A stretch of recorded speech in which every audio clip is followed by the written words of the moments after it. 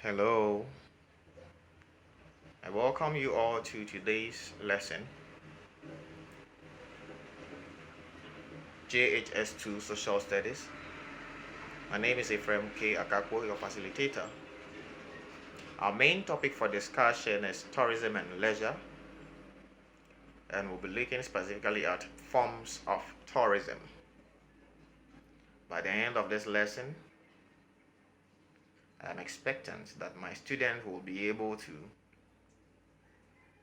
define tourism and all terms associated with it, like scenery, tourist, and the rest. Then, secondly, the student will also be able to describe the various forms of tourism.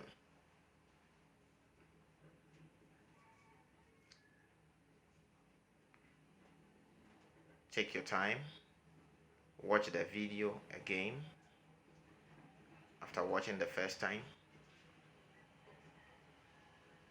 And if you have any questions or contributions, you send to me. I will assess it and assist you accordingly. All right. Tourism is an activity involving traveling to see, experience, and enjoy facilities and sceneries in other places.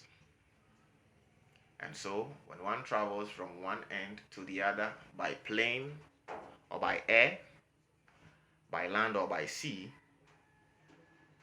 to either see, to experience, and or to enjoy facilities and sceneries in other places, then that person is embarking on what we call tourism, or that person is engaging in an activity called tourism. And the person who engages in such activity is called a tourist. A tourist. And having mentioned sceneries, scenery is just a view, a natural feature, or a landscape. That is a scenery. So, a waterfall can be a scenery, a geyser can be a scenery, a mountain, a volcano, a hill, a plateau, a forest reserve, a pond, any form of natural feature or landscape. All right. Then a tour guide. A tour guide. A tour guide is a person who gives assistance and information to people on organized tours. So, for example, if your school organizes an educational trip or tour to, let's say, Kakum National Park or the Kwame Nkrumah Museum or any other place, there is a person at that site, at that scenery, at that facility, who gives you information that you need to know or you need to have about the facility, and then also assists you and guides you to tour the whole area, and that person is called the tour guide.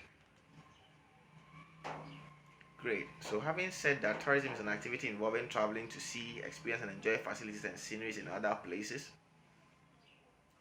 then we can have so many different forms of tourism, because people travel from one country to the other to enjoy facilities like quality healthcare.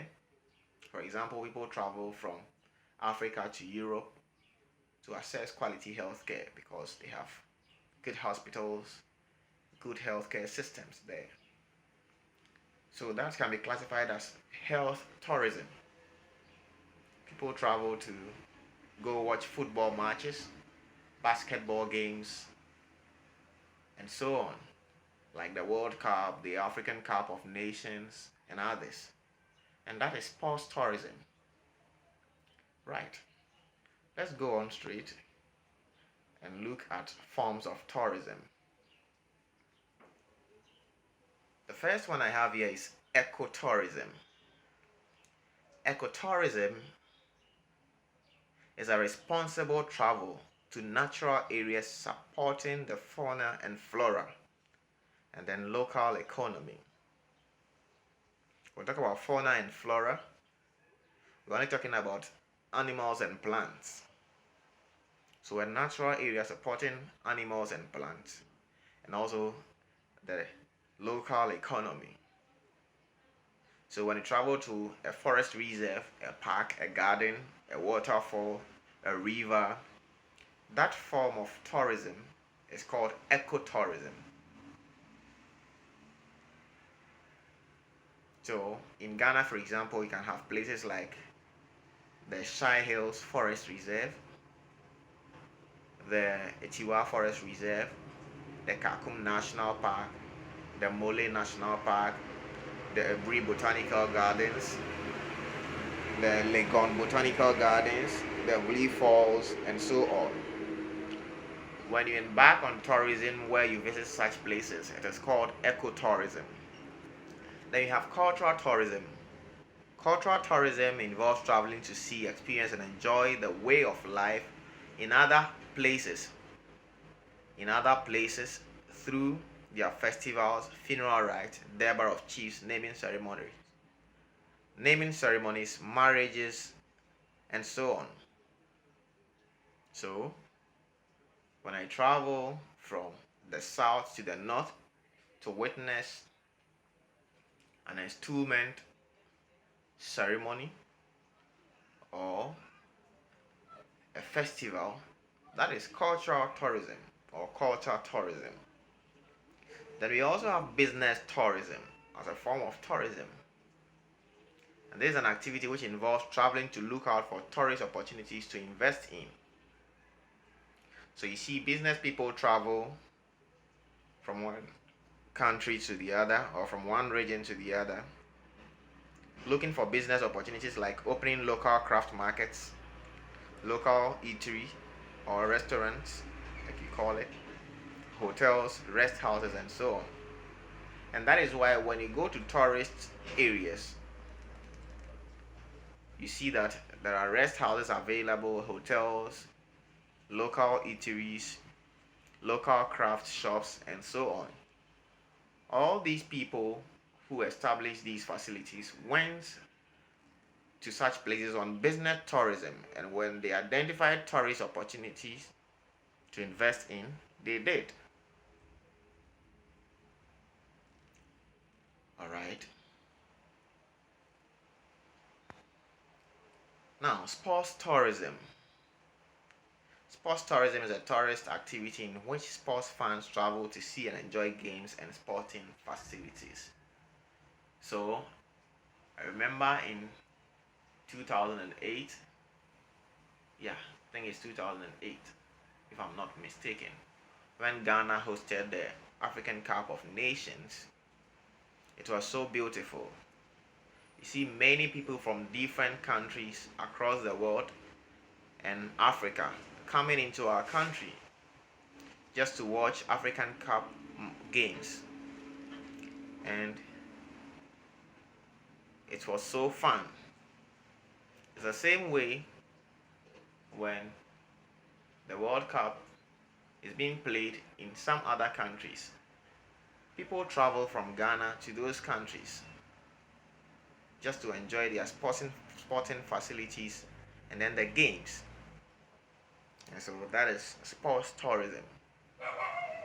Then we have heritage tourism, which will be the last one we are looking at for today.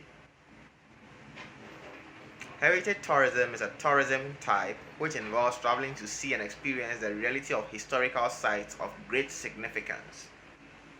So heritage tourism, travel to see historical sites of great significance. For example, in the history of Ghana, when the Europeans came to Ghana, they built forts and castles that helped them in protecting themselves, served as storehouses for their goods and wares, and then later on as place where they kept slaves during the slave trade. These are important historical events. And so these castles most of them have been kept and maintained as tourist sites where people go there on heritage tourism to see the reality of this history we are talking about. So examples of such places are castles, like I mentioned, slave markets, ancestral homes, graveyards, and so on. Till today, many tourists visit Dr. Kwame Nkrumah's graveyard, the first black president of the Republic of Ghana, the one who led Ghana to independence. And that is at the Kwame Nkrumah Mausoleum in Accra. The same way people visit Elmina Castle and Cape Coast Castle. In the year of return, that was last year, a lot of African Americans or black Americans came all the way to Ghana to see for themselves the reality of the history of the slave trade, the transatlantic slave trade. And it was a very beautiful experience for them when they shared what they felt or how they felt. And so, folks, if you have the chance to go on any form of tour, you should be aware, and I think you should be in the right position to classify that tour under any of these forms. I hope you have learned a lot today. And so, these are some few questions to assess you on what you have learned. 1. Define tourism. 2. Who is a tourist? And then 3. Describe any 2 forms of tourism. These questions will be uploaded onto the portal in the form of a Word document. So you download, you answer it nicely, you type, and then upload for me to assess. Thank you very much for attention. Stay safe, observe all social distancing protocols, and keep learning even while you are at home. Good luck. See you again. Bye bye.